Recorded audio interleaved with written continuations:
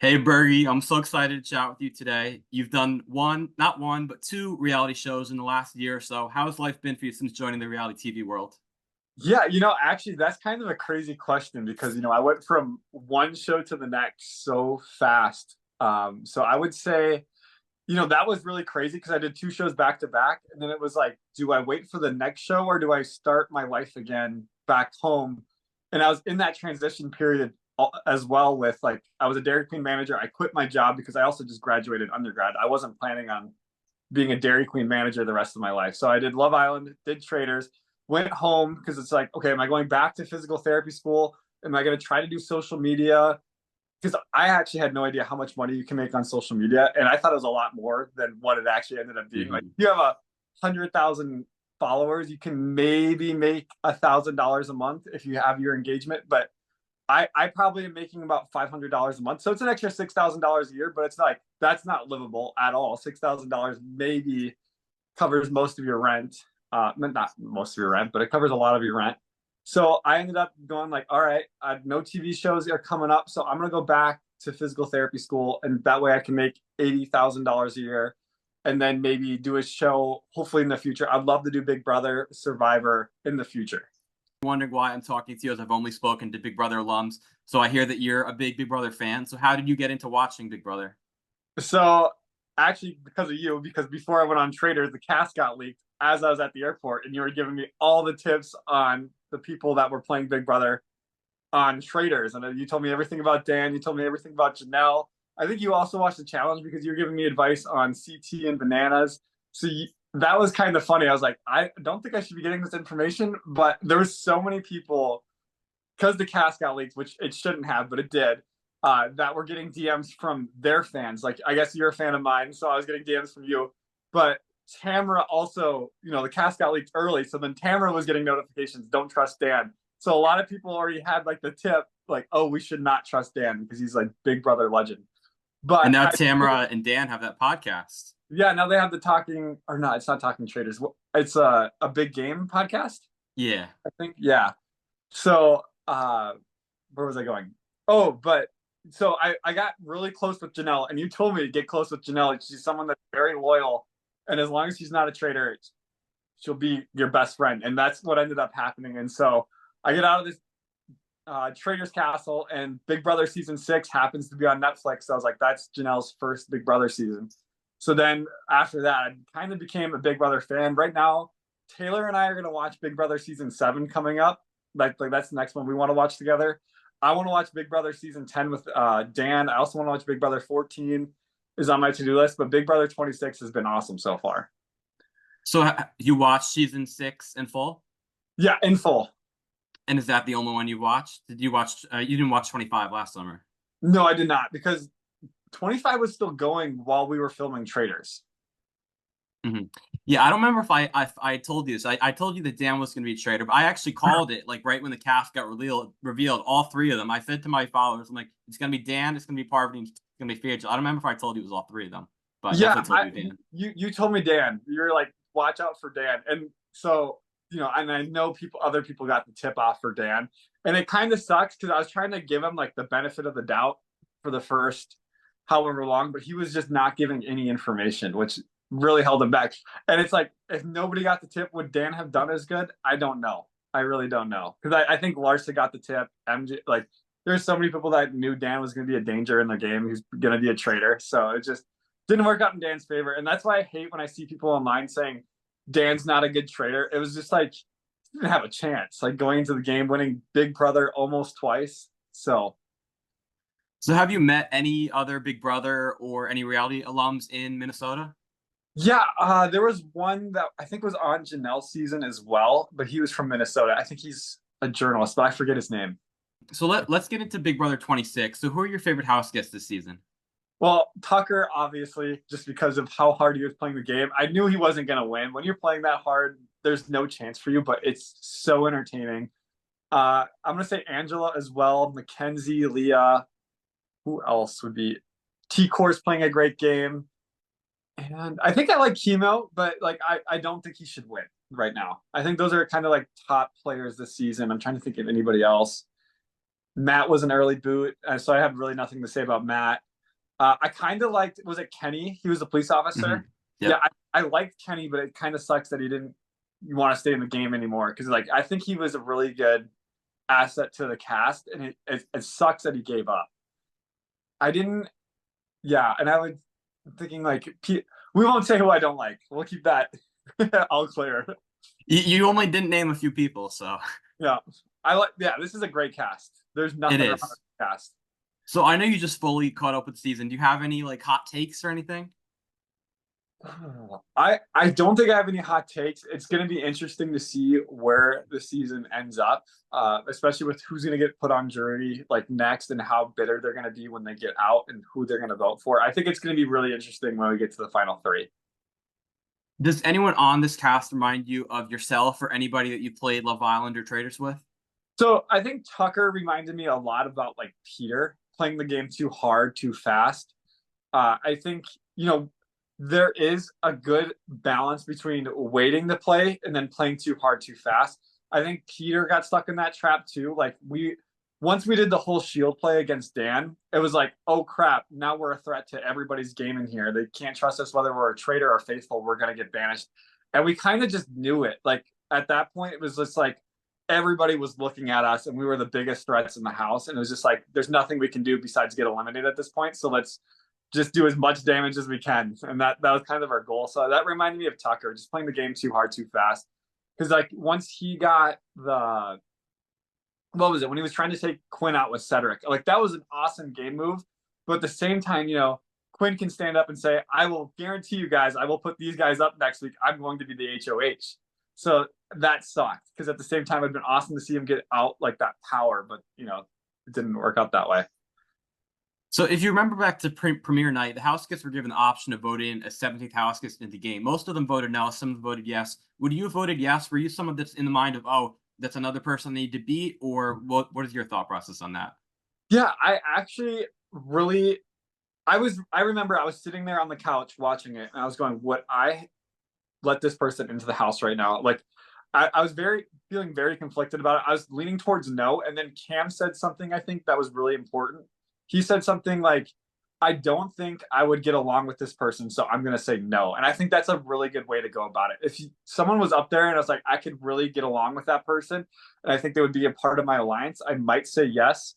But, at the end of the day, you're still going to have to fight them off towards the end of the game to win the $750,000. So it all depends on who the person is, but I'd probably lean towards no.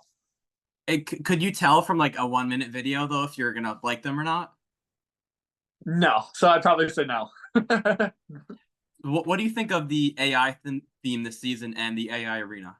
I think the AI arena was very essential for Big Brother going forward. I think it's a good evolution, just because from what I've read online, it seems like in the later seasons, it's been like these big alliances have been forming, and it's hard to like get your hands dirty when you have this big alliance. So I think the Big Brother AI arena, instead of having, two people go on the block and then you have a veto, and so now you've got your hands dirty with three people, you put three people on the block and then you have the AI arena. Now you put four people up and now those four people kind of hate you. So I kind of think it's a very essential thing going forward just for the entertainment of the game. Who do you think that you would have aligned with if you were in this house? Oh, so I would like to think I probably would have aligned with Tucker, Cedric, Quinn. I don't think so. Angela, definitely not, because they just blow up their own games. It's like I need to stay away from those people that are blowing up their own games. I probably might have got along with Cam. What was it? The Street Alliance, wasn't it the Sixth Avenue Alliance? Yeah, that was yeah.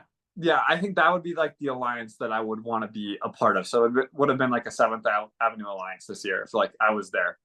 Those are the people I would have wanted to align myself with. But you don't think Tucker blows up his own game? Oh, he definitely did. He made himself the biggest target, but which is also good to have on your alliance. So everybody's trying to get that man out. But at the same time, if you're in his alliance and they can't get him out, they're going to get you out. So it's kind of a win-lose situation depending on the scenario. So you said this is your first season watching live in the real time? In the real time, yes. So what's been the biggest surprise for you being, I guess, like a new Big Brother fan watching the show, watching this season? That's a great question because you know it's kind of funny because I watched Big Brother season 6 and that came out I think in '06, maybe '05. Oh, Like, seven. Yeah. oh, so So that was 20 seasons ago. So it was 19 years ago. 19 years ago. So it is Oh, five. Yeah. '05. Yeah, so whatever. It has a lot of the same themes. Like you're listening to like the music and stuff, and it has like the same gimmicks of, and I think that's really good for the show because it has the same format and it hasn't. It needs to evolve over time, but it hasn't evolved where it's not Big Brother anymore. If that makes sense, it's still Big Brother at the end of the day, and there's nothing like. The only difference is for me, it feels like I'm just waiting for the next episode to come out. I can't just binge it. Who do you think is playing the best game right now?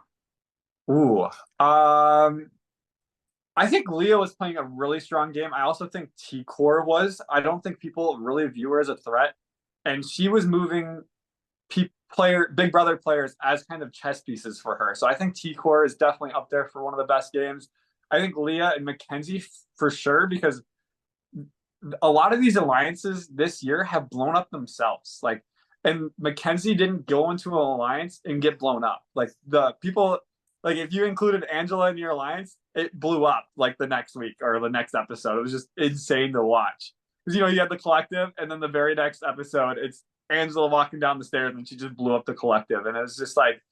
I think that's important too, is to know when to join an alliance and not make yourself a threat. So I think Mackenzie, Leah, T Core have probably played the best games, and maybe Cam, but I don't know. We don't get to see a lot of Cam. What about Chelsea? Chelsea's also played a fantastic game, and so those five are still in the house. And how many people we got left? 8. 8. Yeah, so those are definitely top 5 Big Brother players this season. They've definitely played the best. So my next question is you got to narrow it down at this point in the season. Who's your winner pick? Who do you want to win, and who do you think will win? Oh, that's a great question. So I don't think we've heard a lot of people like advocating for themselves, like why they need this money. And I kind of like that because like my season of Traitors, I definitely was probably the one that needed the money the most. Like, I don't want to like say that, but like, and they kind of asked me to say that in one of my interviews. And it's like, I don't want to say that. But now looking back on it, I kind of wish I advocated for myself a little bit more. Like, hey, this 250,000 for this broke 23-year-old that has student loans, it is going back to school, could really use this $250,000. But I'm looking at the contestants. I kind of hope, I think everybody needs the money for some reason or somewhat. But winner pick, who's my winner pick? Sorry, this is a tough one. I'm gonna give it to Leah. Let's see if Leah can take it. And who do you want to win? Who do I want to win? Gosh, I think Chelsea or T-Core. I know you want like a final answer. T-Core was moving around pieces, but Chelsea's found a way to stay alive for the longest time. And you said you would want to play Big Brother, right? Oh yeah, 100%. Who wouldn't want to play Big Brother? So how do you think that your reality TV experience on the Violent Traitors would help you in the Big Brother house? Ooh, so hopefully nobody watches this if I ever get on Big Brother. I think knowing how to communicate with people is a huge thing, and listening to people would definitely carry over. And I think the biggest thing is listening to people. You can't just push your agenda on people. If you listen to their agenda, you just take it in and then you go listen to someone else's agenda, and then you make decisions based on other people's motives. You don't make decisions on your motives. You have to listen and then figure out what you're going to do. And I think a lot of people early on in these games make decisions because that's what they want to do, and it doesn't work out. So they have to go off of what's going around them. So I think that would be a big benefit to my game. And I think I just do a lot more listening than people realize. And how do you think that you would do in these competitions? They're kind of carnival games at the end of the day. So I think I could win a lot if I was really trying. But at the same time, like, you can only win so many times with a carnival game before you're going to end up losing. And I think that was Tucker's problem. Like, I think he was probably one of the most athletic players there that could win a lot of these competitions still. It's just your luck runs out. You can't be the greatest thing at everything. So is there anything else, Big Brother, that you want to talk about? Ooh, no, I think it's just been a great season, and it's moved me to become a Big Brother fan and go back and No, I've heard like Big Brother season 7's a really good season. What other seasons would you recommend? Definitely the ones that you said before, 10, 14. I'd say 20. 20 is a good one. Yeah. Okay, So let's get into Love Island because I have a lot of Love Island questions for you. let's do it. So how many times did you apply for Love Island? One time. It was kind of ridiculous too because I applied December 19th of 2022, and just because I remember I got done with my fall semester classes, got done at work at Dairy Queen. Like I got home at like 8 or 9 p.m. and I was like, it's a Friday night. I pulled out a Malibu and Coke, went on Netflix, and I just remember I saw Love Island. I started watching like the first 2 episodes, and this is season 1 of Love Island, not that like the best season of Love Island USA. And I watched those first 2 episodes, and it ends with like Elizabeth and Zach having this awesome romantic kiss. You know, they build it up, they have the music and everything. And I was like, how do I get on Love Island? So I just searched on my laptop, how to apply to Love Island. And it took me to the casting website. And I was like, you know, at that point I was kind of lonely. I went on a date like 2 or 3 weeks prior with this girl. And, you know, it was a one date and then she didn't text me back or anything afterwards. So I was just like, God dang it, whatever. So I was just like, you know what, let's just apply to it, see what happens. And I remember my mindset when I was applying to Love Island was like, let's fill this out like I'm gonna get on the show. They're gonna read it and they're gonna be like, we have to have this guy on because he filled it out so well. We know everything that he wants, and I think we can get him on the show. Just like because at the same time I was applying to physical therapy schools, and physical therapy school is actually somewhat difficult to get in. I don't know what the overall acceptance rate is, but I remember I don't want to put out a fake percentage, but it's hard to get into no matter what. So I ended up applying to physical therapy school around the same time. So I knew how to write a well written like interview question to reply back to. So I made sure I just filled out every question, filled it all out, applied. And by the time I like finished applying, I was like 6 hours. It took me like 6 hours to fill out that whole application. And I then went on my Christmas break. I actually had dated another girl over Christmas break. And you know, that was like a 2 date wonder. Didn't go anywhere. And then 3 months went by. You know, I forgot I even applied. I'm in my physics lab and I get a call from California. I'm like, that's a scam. Hang up on it. And then I get out of my physics lab. It's like 4 p.m. I'm getting ready to go to Dairy Queen, and I see I have a voicemail. And I'm like, all right, I'll play the voicemail. And it's the casting director of Love Island. And I was like, no way. So I listened to it. I call her back. I'm like, hey, I just got your voicemail. I'm sorry, I was in a physics lab. I didn't know what this was about. And so she told me what I needed to do next. And, you know, I did the next step. And then I went to the next step, the next step, the next step. And it was only like 3 steps. Like it was like 3 interviews. And they told me like, hey, we're flying you to Fiji. And I was like, all I had to do, it was like an hour and a half of interviews. And they already knew like, we're flying this guy out. Do you think that you're like very different, original from the other guys at the cast on Love Island that you like stood out to them? Yeah, I think that's why they wanted me. I was so different from their typical guy. Like I wasn't a Connor. I wasn't from this season of season 6. Like, you know, like there's so many guys that go on the show and they fit the format of the show so well, but they don't do any new storylines. It's always the same storyline. Oh, he recoupled at Casa, and now there's like this thing. It's like, let's have a different guy on that is so different from everybody else, and let's see how he does in this environment and play it out. And I think I really appreciate that they took a chance on me and it worked out in their favor. Because recently, So Bad It's Good with Ryan Bailey, he just did a interview with Ian Sterling, and he asked Ian Sterling who his favorite Islanders was, and I ended up being one of them. And I was like, no way, just me being a complete fish out of water.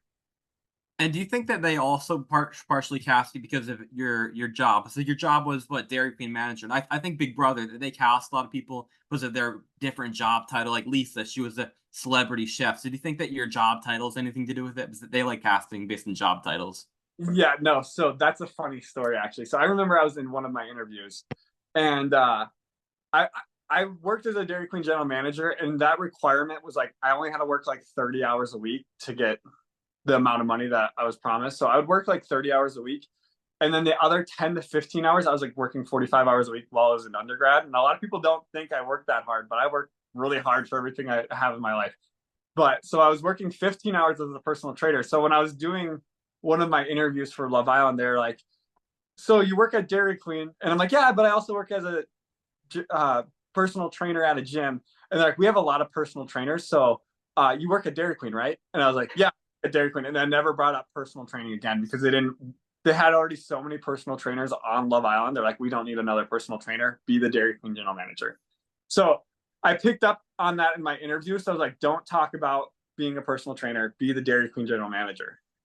So when you like introduce yourself to the other Islanders, did you just mention the Dairy Queen part, or? No, so I told them like my plan is to go into physical therapy school. I'm no longer a general manager at Dairy Queen. I quit my job before the show, but I think the show wanted to stick with that trope because it kind of fit my character of being inexperienced, like the super nice guy from a small town, instead of being like I'm going to school to become a doctor to physical therapy. I think they wanted like this nice little trope. I'm happy-go-lucky general manager of Dairy Queen. So I got to ask you about the rumor that people started that a family member was the producer. How did this rumor come to be, and what do you say to those people? So that is so wild how that happened too. It's just like you think you like I could talk about everybody in my family. Nobody works close in reality TV. Like my dad works construction, my grandpa was a medical doctor, my grandma was a stay-at-home mom. Let's see. My stepmom works at well, I won't say what everybody's doing, but it's just like I don't know how that rumor started, but it was probably because I was so different than everybody else. And then I had like the plot armor on Love Island. We can't deny it. They were I think they were doing things to keep me there. They liked my storyline and they're like, this kid is different than anybody else. Let's keep him on the show and see how this storyline plays out. So I think that's where it really comes from is like, why is this kid still on the show after he should have been eliminated like 4-6 times by now? So, but it still happens now. Like you look at Cordell, Janae, like people were like, oh, Janae should have gone home or like Andrea should have gone home. I think Andrea should have gone home, but like people still think Janae, like there's an argument for Janae going home, but it's just like, that's the thing is like people make up these own stories in their mind and they're like, oh, he has to be a production. And not to mention the family video night. My family video was terrible that they sent in. It was a clip. And then like there was all these rumors that my grandpa was racist. So why would someone from my family make that video? Like, you know what I mean? So Yeah, so obviously you made it to the end, you found love, but is there anything that you wish you would have done differently? ooh, on Love Island, Yeah. I don't think there's anything I would change just because of how it ended up. I'm still with Taylor today. I'm super happy about it. Yeah, there's nothing I could have really done. The cards were already dealt. Like, I don't think there's any way I could have got second or third just because how the family video night went. I really do wish the producers made it a Zoom call because every other season of Love Island, the first season of Love Island USA, they flew the families out. Second season, Zoom call. Third season, Zoom call. Fourth season, Zoom call. Ours, we got clips. Sixth season, they got a Zoom call again. So it's like, why did I get left out of a recorded family clip? What else was I going to say about that? And then they reached out to family members that I didn't have on my list of people to call. So they called my grandparents, and I didn't want my grandparents on TV, but they reached out to my grandparents by my dad. So I was just like, I didn't even want these. I didn't want to see my grandparents watching me talking about Love Island, and they had them on there. I was just like, what the hell? So for the people who watched you on Traitors and maybe didn't watch you on Love Island, they may not know you actually chose to dump yourself from the show on night one. So why did you choose to dump yourself? Honestly, how bad that first day went, I was just like, there's no way I can stay here. I honestly thought it was a hint at the producers telling me to go home. Like, dude, you need to leave right now. Like, you're doing so bad in this show. I thought it was the producers like kind of telling me, dude, you need to leave right now because of how bad you're performing. So like that's what I thought it was. I thought it was the producers because like I had my kiss with Anna. I ran out. I was super nervous the whole first day. And I could barely like we did this dancing montage and you have to dance with this girl you just met. And I'm like, I don't know you. Why am I dancing with you? And I felt so awkward and weird. So when Sarah Hyland walked out, I was like, oh, this is the producer's hints telling me you need to go home right now. Like we're telling you to go home, so send yourself home. So they didn't tell me to go home or anything like that, but just in my headspace, I was like, this is my sign to leave. I need to leave right now. And then I packed my bags, walked out, and I got the text that I was going back in. And I was just like, what the heck is going on? Yeah, so looking back, how happy are you that they gave you that second chance? It led to Taylor, it led to Traitors. Yeah, I'm so happy they gave me that second shot. And I can't talk about it, but there was that was planned from the get-go. They were going to do a day one elimination, but they didn't tell me, obviously, they were going to do day one elimination, but it was planned that they were going to do that and have someone go to the hideaway after. Yeah, that was my next question. That do you think they would have given a second chance regardless of who was dumped? But they brought in Hannah and Carmen. So if Anna left, would they have brought in two guys? Yeah, so I Zay and Harrison would have been the two guys that would have came in if Anna dumped herself. Mhm. Yeah, so talking about Anna, she chose to dump herself on the island when it was just you and her left as the only Islanders not in a couple. Did you feel any type of way towards Anna that she said she'd rather leave the show than just be in like a friendship couple with you? No, because we joked about it too. And after Jasmine left, Anna didn't want to be there anymore. And like Jonah was her last chance. Like if Jonah doesn't couple up with me, Bergie, I'm probably dipping. So I knew beforehand that was probably going to happen. What I didn't know though, because this happened in season one when the girl dumped herself, when a guy didn't couple up with her. I can't remember her name off the top of my head, but it ended up sending two guys home because they weren't in a couple. So it was like, oh, now you guys are eliminated from the show. And I think that's where some of my plot armor came into, where people were like, oh, his family member has to be a producer. Because in previous seasons, when a girl would dump herself without coupling up with the guy, then they were both dumped from the island. So like that question came up again, like, why is Bergie still here? He shouldn't be here because Anna's gone. He's not in a couple. He needs to go home too. And I thought that was going to happen. Like I was standing there, after everybody's coupled up, and then the producers over the loudspeakers, they're like, the coupling ceremony is now over. I'm like, do I need to pack? Like, I literally like looked in the sky and like, do I need to pack my bags too? What's going on? And they're like, no, Bergie, you are staying. And then everybody stood up and applauded. So that didn't make I don't think that made the final cut. I still haven't watched my season, but I'm pretty sure that did not make the final cut. So you had multiple girls on the show express interest in you, but some fans thought their feelings towards you were not genuine. Were Carmen and Cassie and Imani's feelings towards you genuine? Carmen, I think I don't know. Carmen is still a mystery to me. After the whole Victor situation, I was kind of done with it, and I think she was really done with it. Cassie, never really genuine about like a relationship, more of a friendship. Did you also mention Imani? Mm-hmm. I know Imani was actually genuine. Like she reached out to me after the show too. And she was actually super genuine about it. She went to like Taylor, Hannah, and she'd like had a conversation just about them with them about like pursuing me. And it was just that bad timing for Imani and I to really do anything, because I think when she reached out to me like, hey, like I'm actually really interested in pursuing things with you. Like if you remember, like I think I was sitting at All the Fields and she brought over pancakes. There was only, I can't remember how many days left, but there was like maybe a week left. And when you think about like a week, it's like your final dates are, they take like 4 days to film your final days. So maybe we were still like 10 days out, but I was like, there's really no time to really do anything with Imani. And I've already started with Taylor. So it was just bad timing. If Imani came right after Casa and said, Bergie, like I'm still interested in you, there could have been something there. But I think what's meant to happen. Like I'm still with Taylor and there's a reason for it. But like Imani was actually genuine, and it doesn't bother me, but I think that the edit that was played was like, there's nobody really interested in Bergie besides Taylor. Like Bergie is unattainable. So them not really showing, and it made Imani look worse than she was. Like people were like, oh, Imani's just playing Bergie. This is so bad. So it made Imani look bad, and it made me look bad. Like I'm unattainable. So I really wish they showed more of Imani expressing interest in me and talking with the girls about pursuing me and stuff. So it just made her look bad. And it also just made me look more unattractive as well. Like the girls are just using me in the villa. So out of all the girls, I think Imani and Taylor were the most genuine about their attraction to me. And then, we also had Carmen down here. I don't think she was actually ever going to like leave the villa with me. I don't think that was ever going to happen, but I think she was a little bit more genuine. But like the whole Victor situation just threw everything out the window, if that makes sense. And then Cassie, her and I were just friends.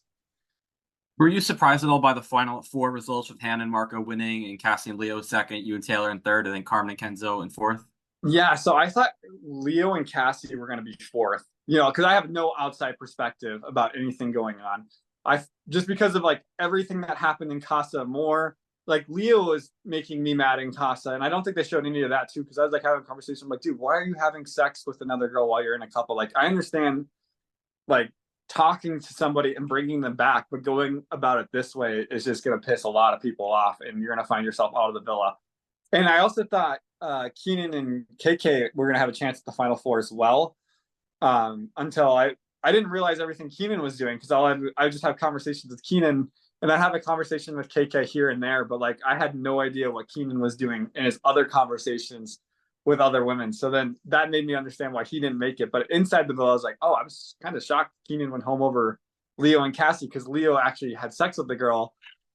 Keenan was just talking and moving it about it the wrong way and just leading KK on. But then we also had us. I thought Taylor and I were going to get third, and then Carmen and Kenzo were actually going to get second place, because I thought like, oh, they've been together the longest, and it makes sense like why they would be together at the very end and get second. And I thought Hannah and Marco have been together the longest, and it just going off Love Island history, like the OG couple always wins. Like at the end of the day, if you're together on day one, your chances of winning the show skyrocket. Like look at Serena and Cordell together on day one. Obviously there were so many things that happened throughout the season. Like it was like left, right. But if you end together with a day one couple, or just a day one OG, like you have a really good shot at winning. Yeah, I think as far as Carmen and Kenzo, I think people thought they were kind of boring, and I think also people also thought that they knew each other before the show. That was a big rumor. Yeah, and so I had no idea about that, and like I didn't know how their conversations went and like what was being shown. Like you have no idea when you're in the villa. You're just like, oh, they're together, they're in love, so they're probably gonna win. Like that's or get hot, place higher than me. So who have you kept in touch with from Love Island? My girlfriend Taylor. That is it. That's it. Well, and then there's Cassie and Imani, but that's more through Taylor than me reaching out. If that makes sense, because like if we really look back on my season of Love Island, do you think I would be friends with any of those guys? Yeah, no, yeah, exactly. Like I'm not much of like I'm gonna go out and drink and have a good time. Like I'm not like a party animal, if that makes sense. Like that's not. I don't like being at the club. I don't like doing a lot of things. I'd rather be at home and read a book than go out and take shots and dance and do all that crazy things. And that's probably why I'm still in a couple and a lot of guys aren't. And get the girl is all you went there for. You weren't there for friends, so you got what you went for. I got there what I went for. Yeah. So one guy that I really disliked was Victor. He was very rude. He's very condescending towards you, towards many of the women. Are you like cool with him, or do you like still dislike him? It's what can you do? I think it was just the environment we were in and the situation we were in. I still don't really understand where I went wrong and what I did. Like I do understand like what made him upset, if that makes sense, but I don't think I, as a human being trying to figure out, because he told me Carmen doesn't like you, she sees you as a friend. So then he tells me that, and I want to know, hey Carmen, do you see me as a friend, or do you see me as a potential person that you could be with? And I was trying to get to the bottom of it, and I could never get an answer, like, because he told me that, but it's like, okay, let me get it from the source. I want to hear it from the source, not from you. And I think he wanted me to trust him enough from him, not me going to Carmen and asking. So I do think Carmen probably told Victor like, hey, I only see him as a friend. And maybe she changed her mind at some point, or maybe she didn't. I probably would say she probably didn't. The way things went down, I bet she told Victor, hey, I see Bergie as a friend. But like to get upset of me just trying to figure out, hey, does this girl like me or not? Like that's all I was trying to do. And then to have all the other guys come at me for it, like push me into the mirror, you're a fucking douchebag, and everything else that happened. And I had no idea, like in that moment, I was just so confused. I was like, what did I do wrong? I have no idea what's going on. Everybody's upset with me. And I was just so lost. I was like, I'm just trying to figure out if this girl likes me or not. And everybody's calling me a douchebag for it. So you said you're not like friends with some people based on like how they treated you in the show. So have people like reached out to like apologize at all, or like nothing really? Nothing. Like, I mean, what like at the end of the day, I don't really need anything. Like, I don't need an apology either. Like, we were just trying to do a TV show, trying to do like what we thought was right in the moment. And I don't discredit anybody. Like, I don't need an apology from anybody. Like I got out of the show very well, like third place. I had my fan base and I got to go do Traitors. So like they don't owe me an apology because like the things they did at the same time made me likable, or like whatever they did to me while I was in there made me the person that I am for my fans and for who I am. So, Rob, he was a star in this season of Love Island after being Casa in your last season. Have you gotten a chance to meet Rob? No, I've never actually met him because like even in my season he was in Casa, so I've never got to like meet him. Are you interested in meeting Rob? Would you think you'd be friends with Rob? I think he's a really cool dude. Like even to go like have an opportunity to go catch snakes with him, that would be a cool opportunity. So Mattia, he was another Casa boy, and weeks before Casa, I'd actually watched Mattia on Bachelor in Paradise Canada. So I was shocked to see him pop up on another dating show. Was this something that Mattia told other people that he was just on another dating show? Yeah, he told me he was on Bachelor in Paradise Canada. I was like, no way, because there's a lot of downtime in the villa too where you're not filming, and so then he was just talking about it. He's like, yeah. So I was like, because like then I got out of the villa. I'm like, why does Mattia have so many followers? I'm like, oh wait, this is like a second or third TV show at this point. What do you think of them bringing back people like Rob, Harrison, Cassie, Mackenzie from a few seasons ago? What do you think of them bringing people back as opposed to bringing in more new people? Yeah, I really like them bringing back Kenzie in season 4. I thought she was a completely different person than we saw in season 2. So I really liked that development that we saw from Mackenzie Dittman. Would you agree with that? Um, yes, I agree with that, but like I'm not one for like bringing people back. I want new blood. Yeah, I understand that too. Rob, though, I feel like he deserved the second chance. Like he really didn't get his chance the first time around. Uh, Harrison and Cassie. Harrison, again, I feel like why bring him back? Like I understand he didn't get his shot really on season 5 either. He kind of got sent out a little early. But at the same time, like when they brought him in, it was already too late. So he was never going to get another shot at Love Island. So like bring him back for games. Same with people that they really like, bring them back for games. Don't bring them back for a regular season. And then Cassie as well. Like I liked seeing her pull Taylor for a chat to explain everything. Like, hey, I was in this situation last year. You probably don't want to be a girlfriend to this guy. And yeah, she still ended up doing the same mistake Cassie made. But I like seeing that. But yeah, it's just like it's fun to see how people develop over the years. But I think sending in Cassie and Harrison that late didn't really do any benefit. But Rob, I think was a very um, good deal for this season of Love Island too, because he was a main character. And I think people for next season that I'd like to see get a second shot would be like Cassidy. She was only there for like a day, and then she got sent home. So I think Cassidy getting a shot would be nice. Ignacio from Casa Amor, I really liked Ignacio. I'm trying to think of anybody else that I really liked that I felt like didn't get a shot. But I think Ignacio and Cassidy for a male and female Islander that I'd love to see get a second shot, maybe as an OG, would be perfect. Yeah, as far as bringing Cassie and Harrison back, yeah, I agree with you. It was too late, and I get the Cassie choice, but it was Harrison where I'm like, did they really have nobody better? Like, Yeah, it was. Yeah, it was too late. I think bring them back for games. Don't bring them back for a regular Love Island season. But at the same time, like I think they just wanted something new at the end of the show. Like, hey, we got nothing going on. What else can we really do? And you don't. Could you imagine if you were someone in your hotel room for that long, like 40 days, waiting to get on Love Island, and they bring you in for 3 days and then they fly you home? Like, you wouldn't want that either. So I think it's that last set of bombshells. I'm okay with it being like previous Islanders or whatever they want to do, or like a celebrity guest appearance, just because you don't want to be like a regular person that sits in your hotel room for 50 days to get on Love Island for 3 days because you're going to get voted out. Like I think Cassie and Harrison both knew they were going to get voted out pretty early on, because it's like, how can you make the final 4 when you're only going to be there 4 or 5 days before the finale? because they had that built up fan base from last season. Yeah, but there's new fans, and they haven't been watching you this season, and then they have their like what was it? Kenny and Janae have been a thing for a while. Cordell and Serena I think, were already back together. So you already knew your final 4 before they even entered the villa.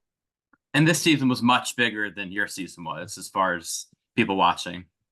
Yeah, for sure, people watching. I think it doubled the viewers from my season, but like looking at the Instagram followers and the TikTok followers, they like 5x us for sure. maybe even you could argue like 10x us. Like they were so much bigger, which is great for the show. Like, and I know I've gotten so many new followers because people are going back and watching the old season. So I completely respect it, and I'm glad the show is doing as well as it is. And I hope to see some of these Islanders on future shows, like I got the opportunity to do.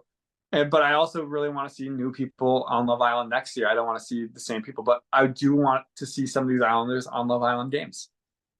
So Taylor and Cassie are good friends. Did you know that she was going to go on the show this summer? Did she tell Taylor? Oh yeah, yeah. She told us probably like a week before she left, but like I don't think she got the call until she left. So like, or like she got like a short notice. Hey, do you want to come back and do this? So she's like, hey, I'm actually flying out to Love Island. Taylor, can I borrow some of your clothes? So that's what happened. So what does it say about Taylor and yours relationship that you're still together and many couples don't last? Does it like intimidate you at all that most don't last?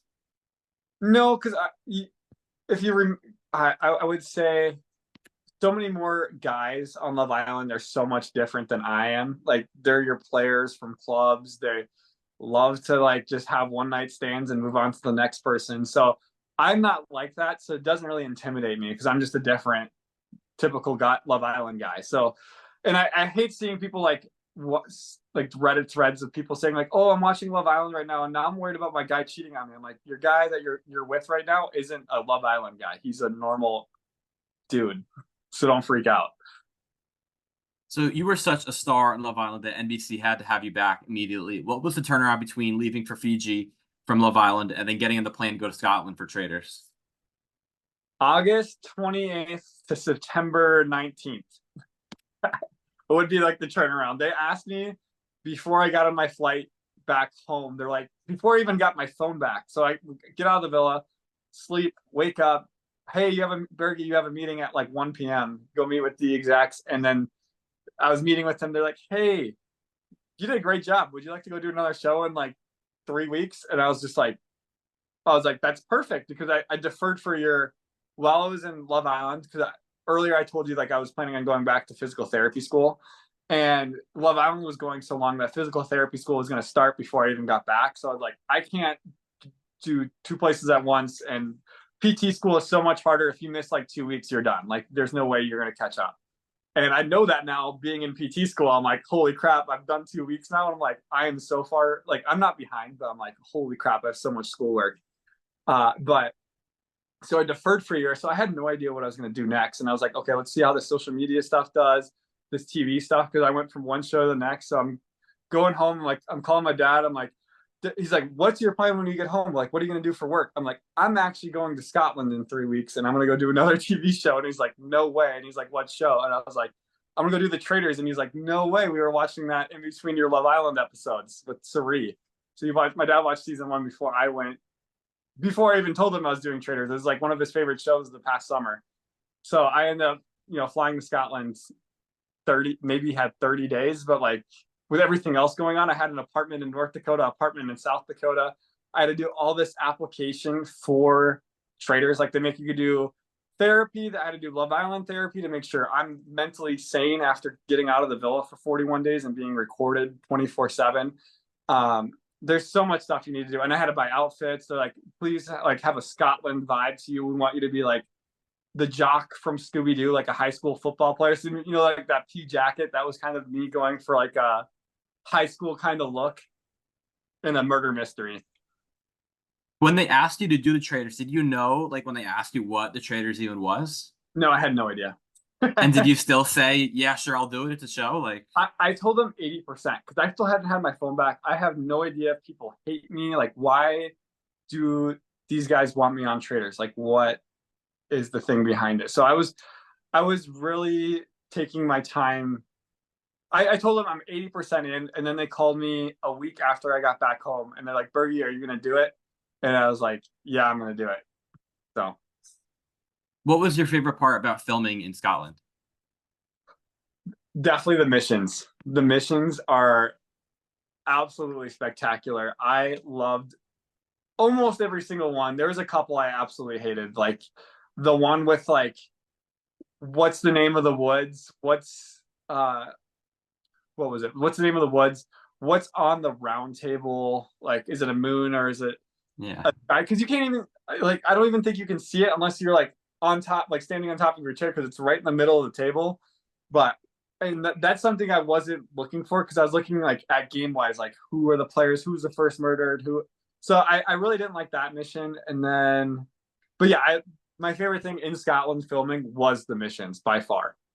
The one thing that I still remember is that first one, I believe, when you were still tied and they had to come untie you. That's the one that I remember. Yeah, no, that was probably my favorite one too because there's so many layers to it. You got to get untied, you got to get in the rowboat, row out to one of those platons or whatever they were, and like swim it back. And there was just so many things you could do right from the get-go. And then like there was drones flying that you don't see. There was cameramen and boats. So it was just like a crazy production scene. Like I felt like if you were seeing like behind the scenes of Lord of the Rings, like that's what it would look like. You were doing so well, and then you ended up getting murdered. Is there anything that you wish you'd have done differently?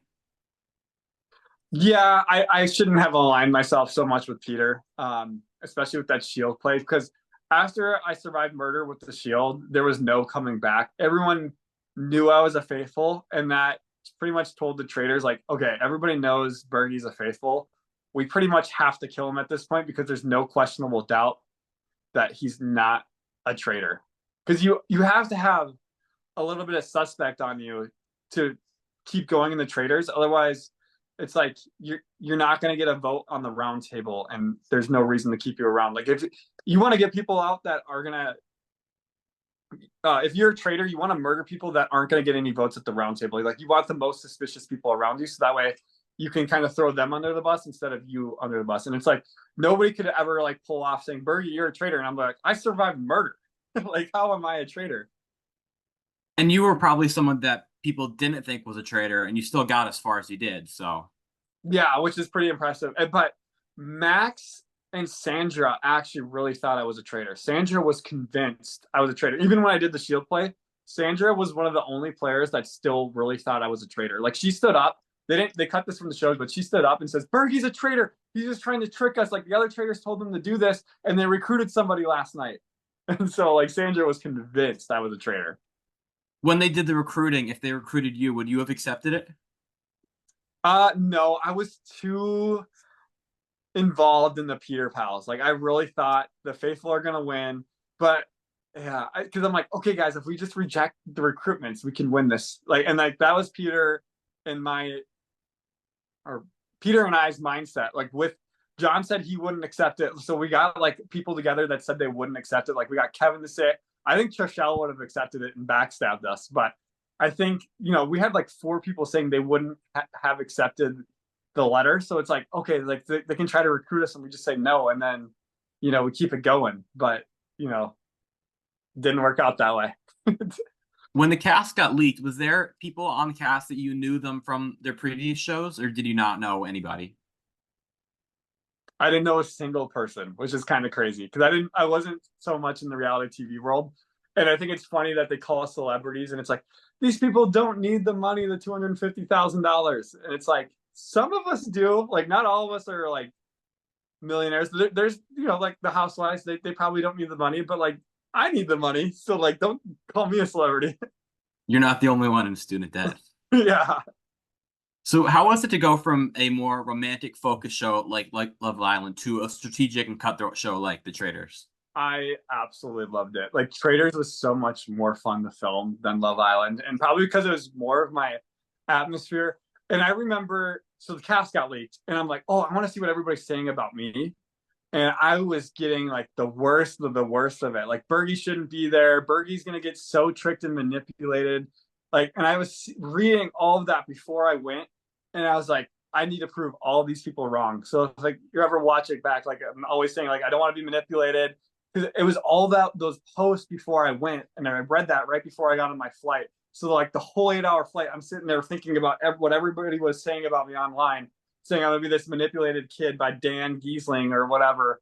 And I'm like, you know what? I'm gonna show Dan Giesling up and or whatever it was. And it was just like, so I already knew he was a threat. I'm like, okay, I gotta watch out for Sandra. I gotta watch out. So I kind of really got to me a little bit. And you can kind of see that in the first episode. Like I'm red in the face, super sweaty. I was like, I really want to do good in the show, but I got over into it. Like I got to do good in the show. I got to do good in the show. So the second something goes wrong, I'm like sweating. Like Ekansu's like, "Are you a traitor?" And I just start sweating for no reason, just because I'm so worried about what everybody said back home, like, or on Reddit or on Instagram. Like I was getting stuff on Instagram. I'm like, why am I getting crap on Instagram?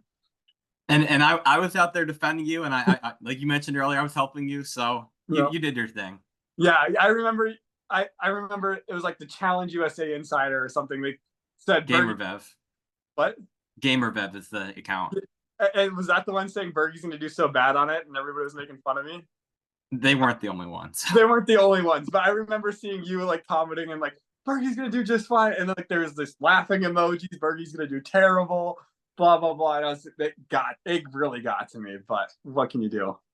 And even if you did how people thought you were going to do, like really bad, then you probably would have been someone that people would have dragged to the end because you weren't like they weren't suspicious of you. So that was my no, yeah. And this is perfect. Nobody knows who I am, so I can just sit in the back and float a little bit. Yeah, and whether you did good or bad, I thought you were definitely going to get far. So yeah, which is good. Like because Johnny Bananas said on his podcast he would have murdered me first because nobody would know who would murder Bergie. Like it doesn't make any sense.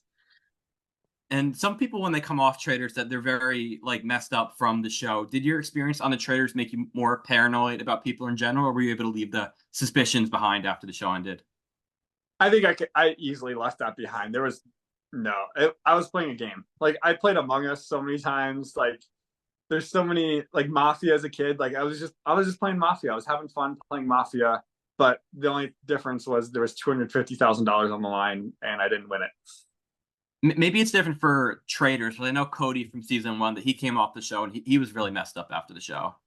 He was a traitor though, wasn't he? Yeah. I've heard from people who are traitors like Parvati. She said it's so hard because you think everybody knows you're a traitor and you have to pretend nobody knows you're a traitor. So it's like a really hard balance. I think it affects you more if you are a traitor than if you're not a traitor, if that makes sense. Like being a traitor, I don't care what anybody says, it is so much harder than being a faithful because you have to sit there and lie. And I don't think people understand. You're not lying for like 11 days. You're lying for like a month because, sometimes episodes take 3 or 4 days to film, depending on the challenge, everything else. And you're around these people for like a month and you have to keep this a secret for a month. And you have to be like getting rid of them in the game. So I understand from a traitor's point of view, it's so much harder than being a faithful, but there's a lot of benefits to being a traitor. Like, oh, I don't have to get murdered. Like it's easier to win, but like socially and like mentally, it's so much harder. So I think for Traitors, it'll be more than one person. So who have you kept in touch with from Traitors? Oh yeah. Janelle Phaedra reached out to me. She wants me to go to one of her Dancing with the Stars events. And I don't know if I can with PT school, but I really want to try. Trishelle, Peter, Sandra, and that might be it. Oh, and then I send like funny memes to Dan here and there. Like there was one of like, Leah's like, T-Core's like, just give me a name. Who would you put on the block if you were HOH this week? And I sent that to Dan going, this is you in Traitors. Just give me a name. Give me a name. I remember you and Phaedra that there was a video that you were at some event Phaedra was at and you pulled off like some wig or something. Yeah, Phaedra went to a drag show in downtown Minneapolis, and I lived like 20 minutes away from Minneapolis, so I showed up to the drag show, and I ended up being like 30 minutes late to work because the drag show was like at 11, and I had work at noon or something, and I was like, I'm gonna go surprise Phaedra real quick and say hi, and then I had a dip, but I wish I got to stay longer. So a follower of mine requested that I asked you to retell the story of you meeting Phaedra on the train in Scotland.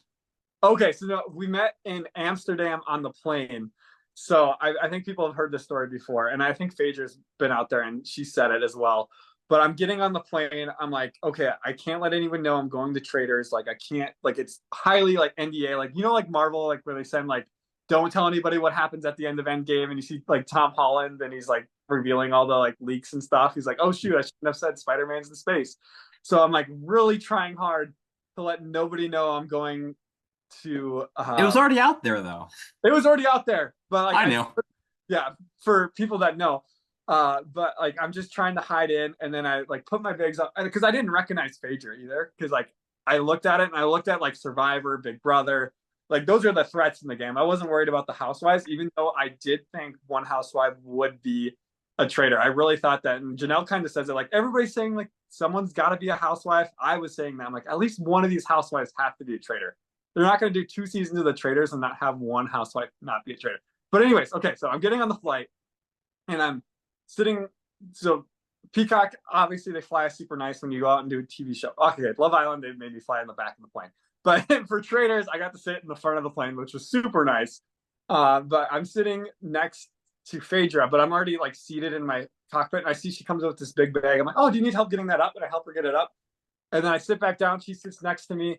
And she's like, where are you going, sweetie? And I'm like, oh, I'm just going to Scotland. I'm going to go hang out. She's like, but like, where are you going in Scotland? And I was like, and she's like, are you going to a castle, honey? I'm like, yeah, I'm going to a castle. So like that whole time, like we had like a pre-Traitors talk. I'm like, I really don't want to be a traitor, Phaedra. Like, and I was saying all this stuff, and now I wish I'm like, I should have told her I should have wanted to be a traitor, and maybe she would have recruited me. But we were also on my flight. We didn't know this at the time, but MJ was sitting like 2 or 3 rows behind us in the right row, and then Peppermint was a couple more rows behind right there. Or she wasn't like she was still in first class, but she was a little bit more further behind than first class. And it was just we were all on the same flight because then we got off the flight and we're all looking at each like, and then we got to our Uber or whatever, and we're not supposed to see each other, but for whatever reason, Peacock put us next on the flight. And I think this is another theory of mine, but I think when Peacock does these kind of shows, they have a pre-strategy in their mind of what people they want to mix in the castle real well. Because then, going into the game a little bit, Phaedra and I had that relationship where she's like, not my Burgalicious. And, I'm coming from Love Island too. I think they wanted the Islander to stay around longer. And I think they already knew Phaedra was going to be a traitor.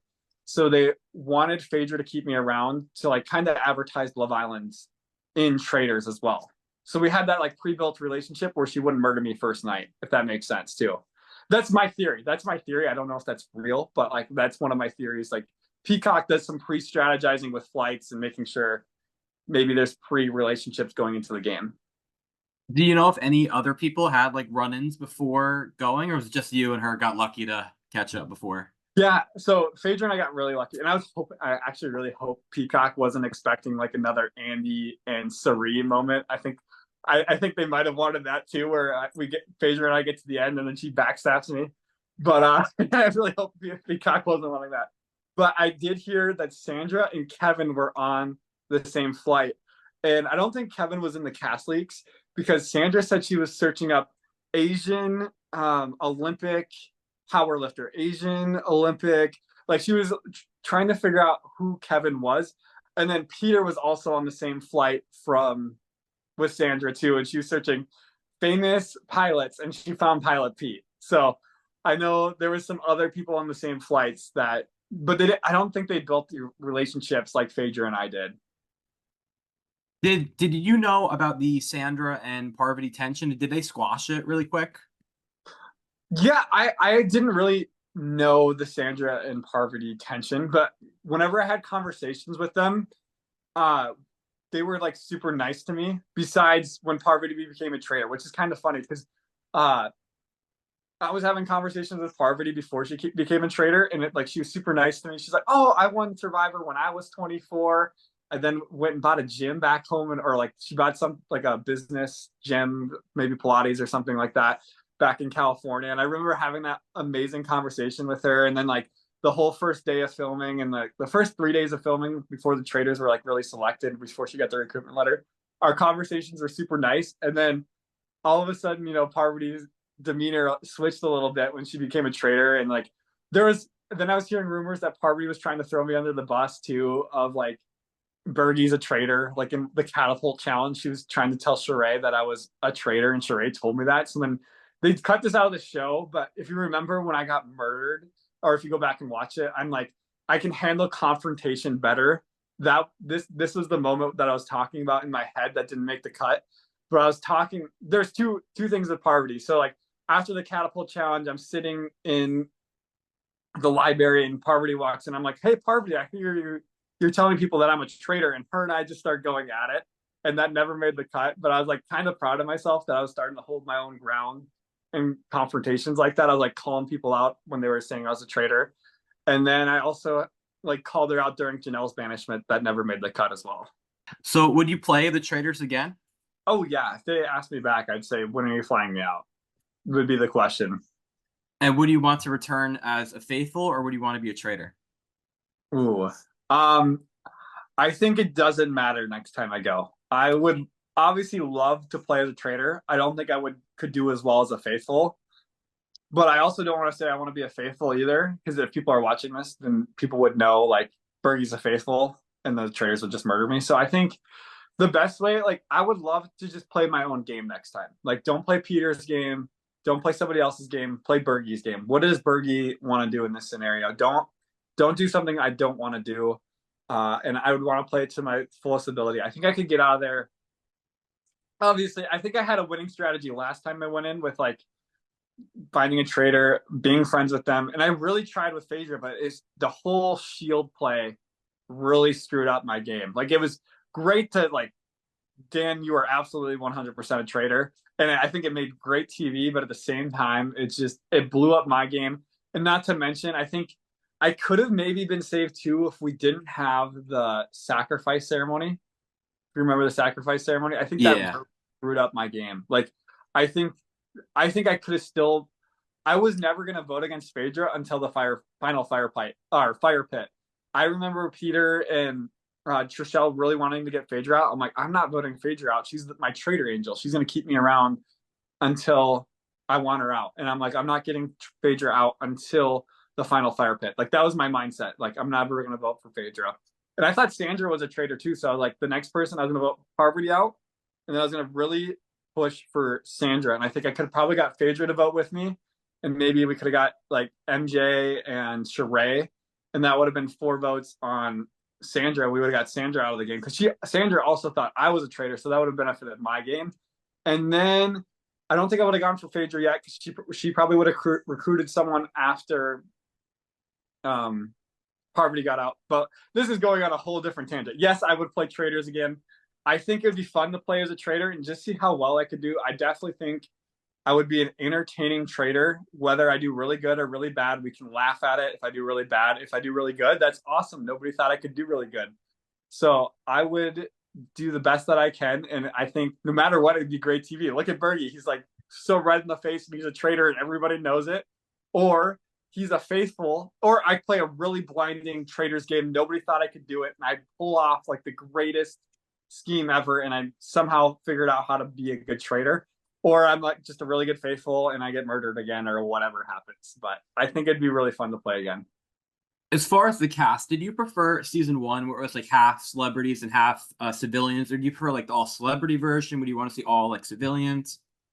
Yeah, so I personally am with the group that it has to be all civilians or all celebrity. Not like all celebrity. I would say it could be 50-50, but don't have any like survivor players mixed with celebrities. I think that's really unfair to like they just plow through them. Like you look at Sari and like Cody and like all those guys, like that was so unfair to the like civilians.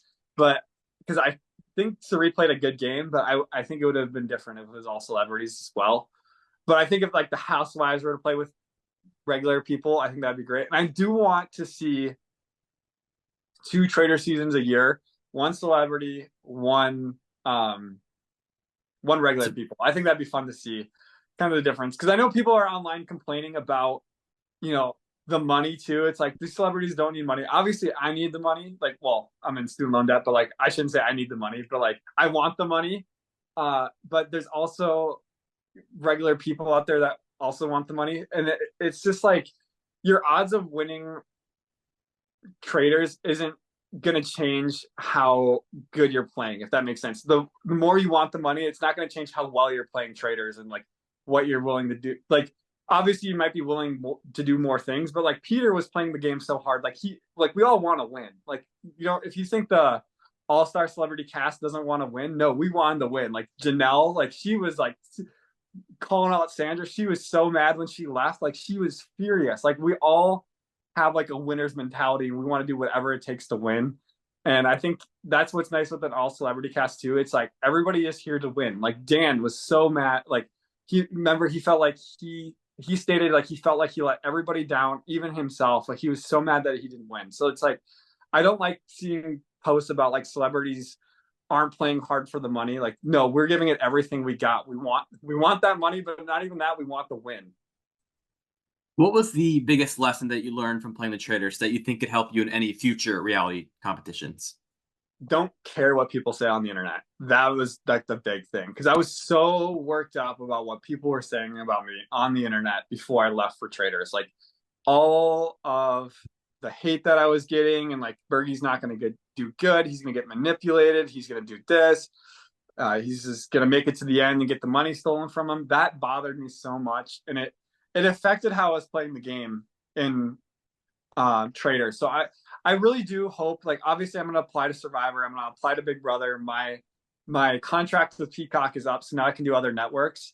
But it was tough playing the game. So like the next time I play, I just really want to play my own game and not care what anybody else thinks. I'm playing this game for me. I'm not playing it for the people at home that type things on their phone. And I think that's something I really learned. But I feel like your perception is mostly positive, though, no? Oh, of Traitors in Love Island?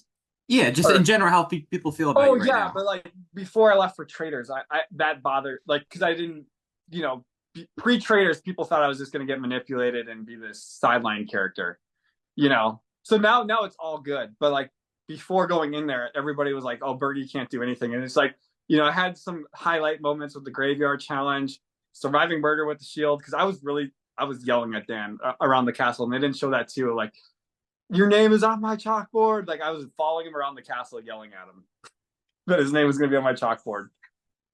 How has being on reality TV impacted your view of yourself? Have you learned anything new about yourself through these two shows? Yeah, I definitely have learned things about myself. More belief in myself, I think, would be a great thing. Like before Love Island, I would self-deprecate a lot. Like I'm not good enough. Like I am not enough, and I would tell myself that a lot. And now I don't do that as much. So that would be one thing that's really changed. Like heck, I'm going to school to be a doctor to physical therapy. Like I got a lot of things that able to do that I wouldn't think that I was able to do. And the self-deprecating was really bad. Like, oh, I'm not good enough to have a girlfriend, and like that's gonna be it the rest of my life. And I did a lot of that, so I don't do that as much anymore, and I just believe in myself a little bit more. So I need to go on Love Island Traders to avoid doing that myself. I wouldn't say that, but I would just tell yourself like, hey, like I am good enough. What's been the most surreal moment for you since becoming a reality TV star?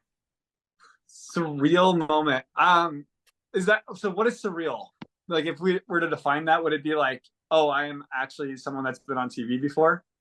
Just like, oh, I never thought I would be in this position, like in a castle in Scotland, like. Oh no, for me, the surreal moment happened when I got my tickets to go to Fiji. That was the surreal moment for me.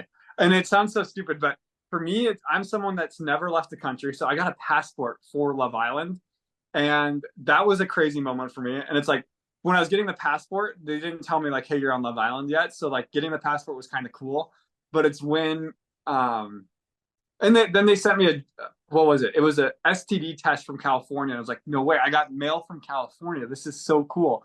Like I never thought I'd get mail from California. So I actually have the mail little thing, like the sticker on it from California, because I didn't think I was gonna make it to Love Island. I was just going through the casting process. And then, I sent that back. So that was another surreal moment. But it was like getting the ticket and actually stepping on the flight because I hadn't been on an airplane in over like 11 years when I got on the airplane. So for me, that was such a crazy moment going to Fiji and then being in Fiji. And I was like, I don't even know if I'm going to be on the show, but I'm in a hotel room in Fiji. Like nothing can get better than this. And now I've gotten to promote Traitors all over the US, which has been amazing. And now you go on a plane a lot to go back and forth to see Taylor, right? Exactly. It's like at least every 3 weeks I was on a plane for, I went from never stepping on a flight for like 11 years to flying every like week and a half. It was for a while, not anymore. Now I'm flying like every 8 weeks, but like there was a time where I was flying like every week and a half, and I was just like, my life is crazy right now. Did you not go on planes? So you just didn't like traveling, or you were afraid of planes, or like what? That's crazy. No, 11 I years. was a poor broke college student that couldn't afford it. So that like I couldn't really travel anywhere because it's like, okay, I can buy this plane ticket, but then I have to buy a hotel room, car rental. Like I couldn't go anywhere. It's like so I was always just living in South Dakota, Dairy Queen general manager, and like all my money was going to school and student loans and so it's crazy. And Peacock paid for a lot of flights going to like New York City for Traitors and like so I got to see a lot of the country thanks to Peacock from Traitors. Love Island, they only flew us to Fiji and back. We didn't have a reunion or anything that we got to do. But like for Traitors, I got to go to Los Angeles, California. I got to go to Chicago. I got to go to Florida with Taylor because she did like a golf tournament. So because of Peacock, I've gotten to step on a lot of planes and fly places that I would have never gone to. Because I'm also still a broke 25-year-old now. This season of Love Island had a reunion. Do you wish that your season had a reunion? No, I was so mentally drained by the time our season wrapped up. And I think with Love Island Games and Traitors, like that's the reason we didn't have it. But I think I wouldn't have wanted to do a reunion because like then we'd have to bring up the whole Victor situation, walk through that. We would have to go through like it's the reunions force people to apologize when maybe they wouldn't have on because they're on camera and it's not their true authentic self. Like they're gonna do things because they're on camera, like, oh, I'm sorry, this I did this to you, or it's all kind of fake and it's wishy-washy. So I'm not really a fan of reunions to begin with, but what can you do? And I think this season they had it like 3 weeks after, so you may have been in Scotland anyway, so you might not have even been there. Oh yeah, and they filmed Love Island Games like a week after we left the villa. Maybe not even a week. It might have been like 4 or 5 days. They started Love Island Games after we left the villa. So would Imani have like stayed there then? Yeah, oh, actually no, she flew right back. Well, she was out. I can't remember. She flew back home, and then we flew home, and then she's like, "Hey guys, guess where I'm going? You won't believe it. I'm going back to Fiji." Was she the only one from your season? I don't remember. She was the only one from my season of Love Island. I think there's gonna be more next year for sure. I think they want Leo and Cassie on games together. I think that'd be good TV. What's one misconception that people might have about you after seeing you on Love Island and Traitors? Ooh, you know, I don't know because I felt like the misconceptions people had about me going into Traitors. Like people had the misconception that I was could easily get manipulated. I believe anything that someone tells me, and I really got to show that on Traitors. So that like kind of squashed everything that really bothered me from Love Island. So Traitors was kind of my redemption arc where I got rid of what people thought about me that I absolutely hated. So that was nice. I'm so glad Peacock asked me to do the Traitors, and I could squash like the things that people misconceived about me. So you said that your Peacock contract is up now. So have you been asked to do any other shows, and what shows would you be interested in doing? I have not been asked to do any show. So I think I'm kind of back to like maybe I'll get a phone call, but I think what I'm gonna have to do is I'm just like you now. I get to apply to Big Brother and see if they want to have me on or not, and just go through the casting process just like a normal person. Would you be interested in doing the challenge? Yeah. So I don't think you can apply to the challenge though. I think they have to reach out to you, don't they? Yeah, they've had multiple Love Island people on. So Yeah, and I think that was when like the first 3 seasons when Love Island is owned by CBS and now Peacock got Love Island. So I don't know if they get any new Islanders on. well, I think like Olivia from season what 2 or something. She's a big star on the Yeah, challenge. she won season 3. So that 3. was still when CBS owned it. So how has your personal life, your career been impacted by your time on reality TV? It's funny because my roommates know I was on Love Island, but there's a rumor going around my school right now that there's someone on Love Island and Traitors at school, and I sit in the back of the class, and people are slowly starting to figure it out. Like I'm getting asked about it, and I think like 2 people knew in my class, and then my roommates. So it's like very low key, and I don't go into a room and go, I was on reality TV, I was on Love Island, come talk to me. Like I just sit in the back, and I'm like very low key about it. So not very much, and I think people are gonna start finding out here shortly. But they already know who I am, which I like. So I'm not like Tom Cruise famous, where people think they know me. I'm like famous where like oh no way, you were on TV, that's kind of cool. But like they meet me first and then they figure it out later. And then so that aspect in my everyday life is like just a normal person, but I happen to be on the TV shows. And I would say, what was the other thing? Oh, but like social media wise, it's kind of nice because I have that extra income, especially while I'm in school. Like I do cameos, interviews like this gets me out there a little bit, but like doing cameos, I probably make, I'm open about it because I just want people to know like your life doesn't completely change being on reality TV. Like I maybe get a social media collab for $400 a month, and then I maybe make like an extra $200, $300 a month on Cameo. So I'm making like $700 a month. Like that, just putting that out there. Like celebrities aren't celebrities. Like reality TV celebrities aren't all up what they make them to be. If that makes sense. And no more Dairy Queen. No more Dairy Queen. I did Dairy Queen one day since I've been out of the villa because it was Miracle Treat Day. So like every Blizzard that Dairy Queen sells, they donate all the money to the Children's Miracle Network. So I will work at Dairy Queen one day a year. So you mentioned PT school. So how is that going so far? You started with that a week or two ago? I started, what was it? It was the 3rd, I think, the day after Labor Day. And it's not undergrad anymore. And I remember going to my anatomy class. I'm like, oh, okay, we probably have like just the whole month of September. We're going to review like everything we learned in undergrad. It's like, no, we expect you to know everything that you learned in undergrad. So I was just like, oh gosh, I got to learn anatomy really quick. So I've been studying my butt off since we started. And I applaud you for going back for more school because I knew when I was done, I'm like, this is it. I'm not doing any more school. Yeah. Yeah. It was tough because it was like, oh, I've been on reality TV. Maybe they're going to ask me to do something and I can work as a personal trainer, but it's like personal trainers maybe make I was probably going to make $30,000 or $40,000 this year without social media. So like social media, I probably would have made $45,000 this year or whatever. But I was like, I should really go back to school. That way I can get my doctorate and then I can make $80,000 a year. Social media can maybe make 85 to 90. And then if I do any shows, whatever that pays. And so how long are you going to be in school for? 3 years. So I won't be on Big Brother for a while, but I do want to do it. And Survivor. Any reality TV show, I want to try it just to experience it as well. But I also am super competitive and it gives me an excuse to go to the gym. It's like, I got to go to the gym today because I'm training for the next show that I'm going to be on. So what's the plan with you and Taylor once you finish school? Are you going to move in together in 3 years or what's the plan there? Yeah, we'll probably, if things are still going good, we'll probably be married, be in the same household, maybe have bought a house. We'll see. Do you have any advice for future reality stars based on your experience? Oh, that's a great one. Just enjoy it. Don't worry about what people are going to say online.